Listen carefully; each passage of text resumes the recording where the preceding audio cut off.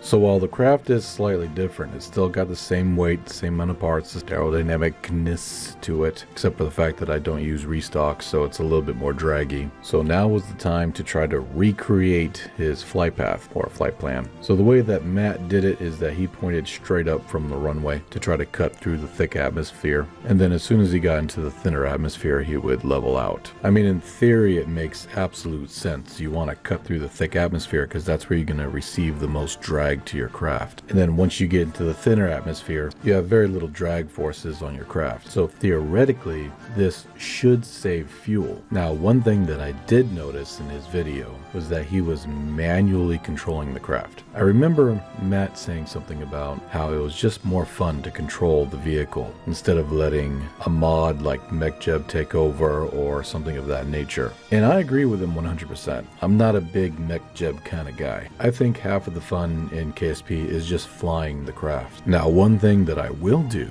is that I will use the prograde gravity turn method. This is a method that once you get your vehicle pointed in the right direction, after a certain altitude or a certain speed, you would click on prograde. Your vehicle would then start to follow prograde in a very natural gravity turn. This saves a lot of fuel, way more fuel than manually hitting the WASD keys from ground to orbit in an attempt to try to control the ascent of the vehicle, which unfortunately wastes a lot of fuel.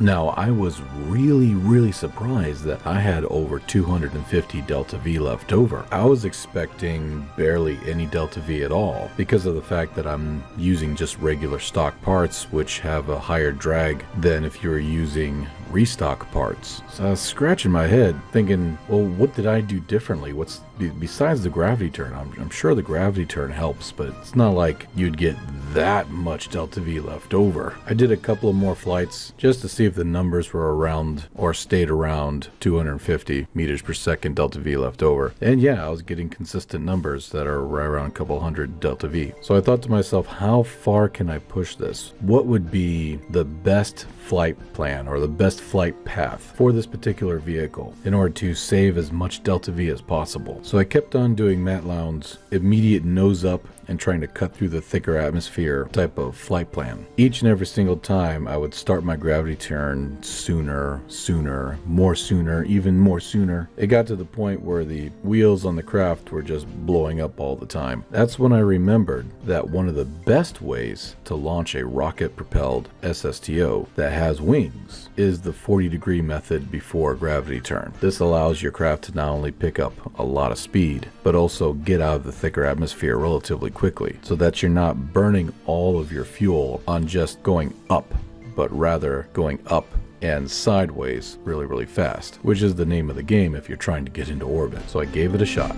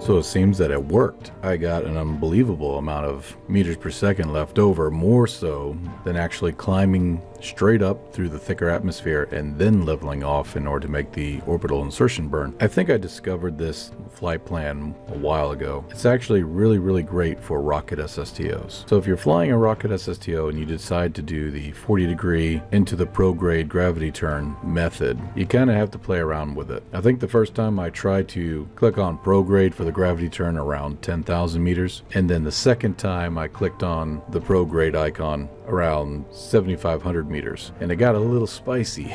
The hot dogs of death were threatening to take away my landing gears. Now I want to make it perfectly clear. I'm not trying to one-up anybody in this video. I'm actually quite surprised that the restock mod didn't give Matt more of an advantage with this particular craft. I was totally expecting not to be able to even get into orbit, let alone have something like 360 plus meters per second left over. So I thought that was fun. I am curious though that Matt, if you're watching, if you decide to redo this challenge to try the 40-degree and then click on pro-grade icon gravity turn method, just how much more delta V your craft would have by comparison because you're using the restock mod. It'd be interesting to compare the numbers and see just how much the difference would be. That being said, also, I feel like I can already see the comments now. KSP is a game. You play your game the way you want to, as long as you have fun doing it. That's what matters and that's what counts.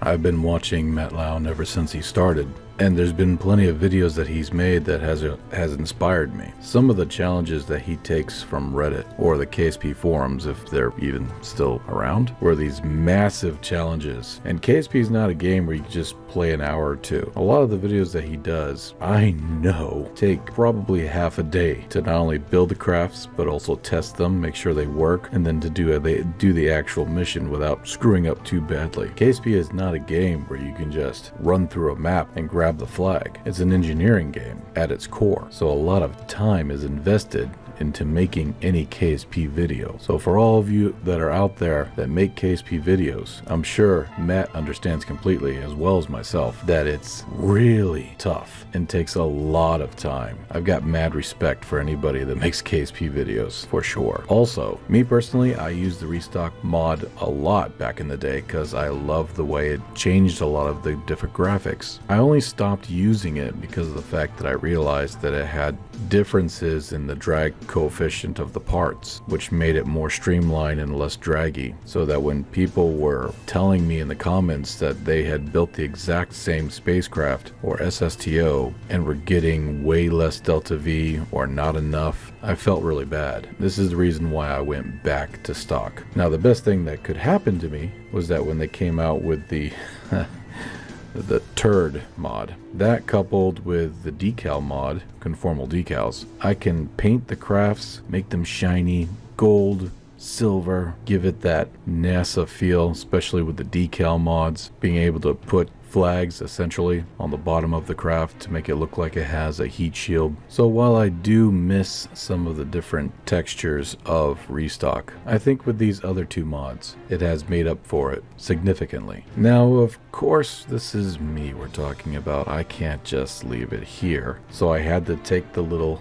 SSTO and spruce it up a little bit, give it a better paint job, give it a heat shield, have it so that the main engine bell is protected, and then try to bring it back to the KSC in one piece. I opted to take the landing gears off in order to make it more streamlined. Since this thing has a TWR of like 1.7, I figured just launch it vertically, and when it comes time to landing, I can either do one or two things. I could land it in the water next to the KSC, or I could use that nifty little parachute that's in the front and just do a vertical landing right there in front of the spaceplane hangar.